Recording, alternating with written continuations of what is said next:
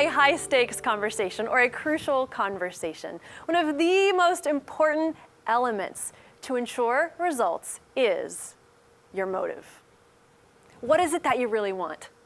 And the reason it's one of the most important elements is because you can do everything else right in a crucial conversation. You can have the setting right. You can say the right words. And if you get this part wrong, you're likely to fail. What most of us do is we see a situation and we hold court in our heads and we find that other person guilty that we're about to talk to. And the motive that emerges is I want to be right. I want to blame. I want to punish, or I want to avoid this altogether. And instead, I want you to ask yourself in the moment, or if you have the luxury of time to prepare, what is it that you really want for yourself? What is it that you want for the other person? What do you want for your relationship? What do you want for your organization? And the motives that then start to emerge are things like, I want to have a better working relationship with this person. I want to get better results. I want us to both be successful. I want to learn.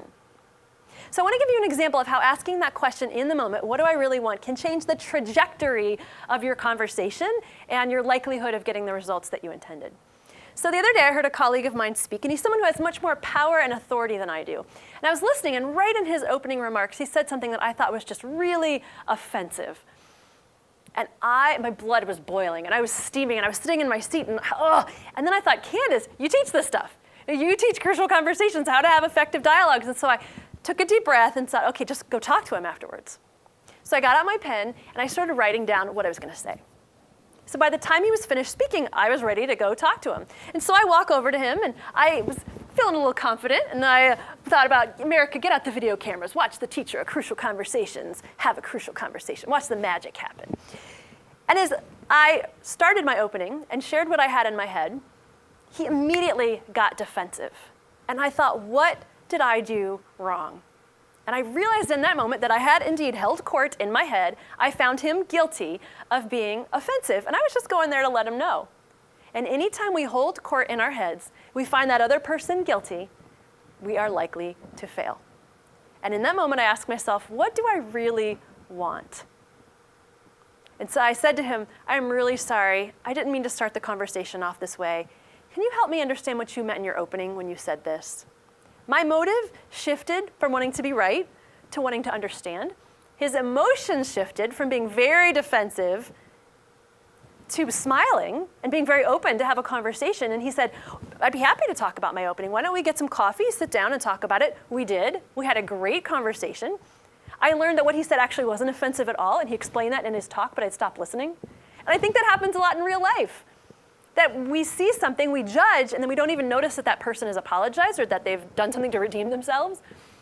And I'd argue that my listening then allowed for him to have more respect for my candor and perspective. He heard what I was trying to say, and he realized maybe other people left like you feeling really offended. And he was really open to coaching and changed the way he presented that speech from there on out. And we had a stronger relationship afterwards. Now, when I say you should have a healthy goal, and you don't want to have a motive of being right or punishing or blaming, I just want to clarify that I am not saying we should be soft.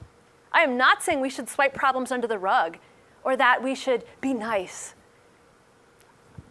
There's more than one way to be direct. What I hope to do today is give you a different way of being direct that will lead you to greater results.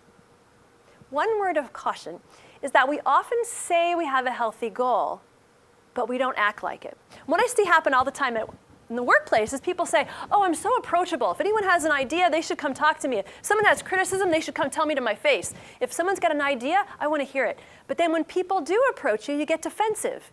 You shut down, you give them the silent treatment. You're half on your BlackBerry, you're not really even listening. And so we say we are approachable, but we don't act like it.